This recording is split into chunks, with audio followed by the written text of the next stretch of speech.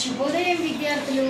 ఈరోజు మనము చెప్పుకునే తరగతి ఏంటంటే ఛందస్సు. ఛందస్సు అంటే పద్యాలు కానీ పాటలు కానీ కవితలకి బాగా ఉపయోగపడు. అంటే మనం మాట్లాడే సాధారణ భాష కంటే ఎక్కువ చేసి అందంగా చేసి మాట్లాడేది. దీంట్లో ప్రాస నియమం ఖచ్చితంగా ఉంటుంది. ప్రాసతో కూడుకుంటుంది. ఎప్పుడైతే సాధారణ భాషకి ప్రాసతో ఉండడానికి అందంగా ఉంటుంది కదా, దానికి ఈ ఛందస్సుకి అలంకారాలు కూడా ఉంటాయి. సో ఈరోజు మాత్రం మనము ఈ ఛందస్సులో చెప్పుకోబడిన ఉత్పలమాల అనే దాని గురించి చెప్పుకోబోతున్నాం. ఓకేనా విద్యార్థులు? ఇక్కడ ఒక రెండు ఈ ఛందస్సులు ఎక్కడ పద్యాలలో తీసుకోబడుతుంది. పద్యానికి ఎన్ని పాదాలు ఉంటాయని చెప్తున్నాము? 4 పాదాలు. ఘన విభజన ఎలా చేస్తాము? గురువు, లఘువు. సాధారణ అక్షరాలన్నీ కూడా దీర్ఘం లేని అక్షరాలు, దీర్ఘం లేని గుణిత అక్షరాలు, దీర్ఘం లేని ఒత్తు అక్షరాలు, దీర్ఘం లేని ద్విత్వ, సంయుక్త అన్ని కూడా లఘువుతో కూడుకున్నది. ముందున్న అక్షరము, సంయుక్త అక్షరానికి ముందున్న అక్షరము, సంశ్లిష్ట అక్షరానికి ముందున్న అక్షరము, సున్నాతో కూడుకున్నది, విసర్గతో కూడుకున్నది, ఇంకా గురువులే. ఓకేనా? ఇక ఇందులో వచ్చి పద్య పాదాల్లో లెక్కకు రాని కోరికల రీతి లోబడి మానవుని విధులు అనే ఒక పద్య పాదం తీసుకుంటాం. కానీ ఘన విభజన అంటే 2 అక్షరాలే ఉంటుంది, 3 అక్షరాలకి 4 గణాలు తీసుకుంటారు. ఇక్కడ 3 అక్షరాలుగా గణాలు విభజించుకోబడింది కదా. గురు లఘువుని ఆల్రెడీ ఎలా తీసుకోవాలో మీరు నేర్చుకున్నారు. ఇప్పుడు మొదట గురువు వచ్చింది, తర్వాత లఘువు వచ్చింది కదా. మొదట గురువుతో కూడుకున్నాడు ఆది గురువు, మధ్య లఘువు కాబట్టి రగనము, 3 లఘువులు కాబట్టి నగరము, ఆది గురువు భవనము, ఆది గురువు భవనము, మధ్య లఘువు రగనము. మరి లఘువు గురువుతో 2 అక్షరాల గణాలు మనం ముందే చెప్పుకునే కదా ఈ బేసంగిట, అది రగనం.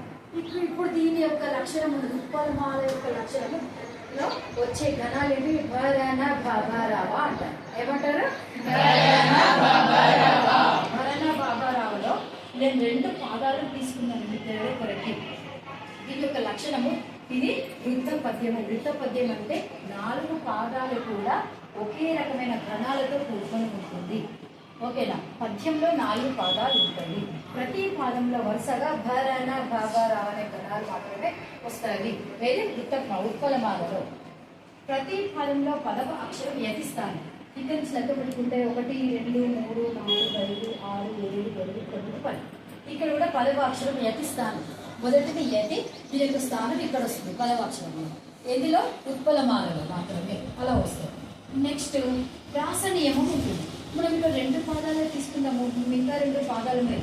ప్రతి పాదంలో కూడా 2వ అక్షరము ప్రాసతో కూడుకొని ఉంటుంది. 2వ అక్షరం ఖచ్చితంగా కా, కీకు ఇక్కడ కావచ్చు కాబట్టి అవే వస్తాయి. ఇది ప్రాస నియమం ఉంటుంది. నెక్స్ట్ ప్రతి పాదంలో 20 అక్షరాలు ఉంటాయి ఖచ్చితంగా. మీరు లెక్క పెట్టుకోండి. ఉత్పలమాల అనే పద్యంలో 20 అక్షరాలు ఖచ్చితంగా ఉంటాయి. ఒకసారి లెక్క పెడదామా? లెక్క పెట్టండి. 1, 2, 3, 4, 5, 6, 7, 8, 9, 10, 11, 12, 13, 14, 15, 16, 17, 18, 19, 20. వచ్చేసినవా? మనం ఈరోజు చెప్పుకున్న ఈ ఛందస్సులో ఉత్పలమాల అలంకారం అర్థమైనట్టేనా? దీని యొక్క లక్షణం ఏంటిది? ఆయన కవర్ చేయండి. నెక్స్ట్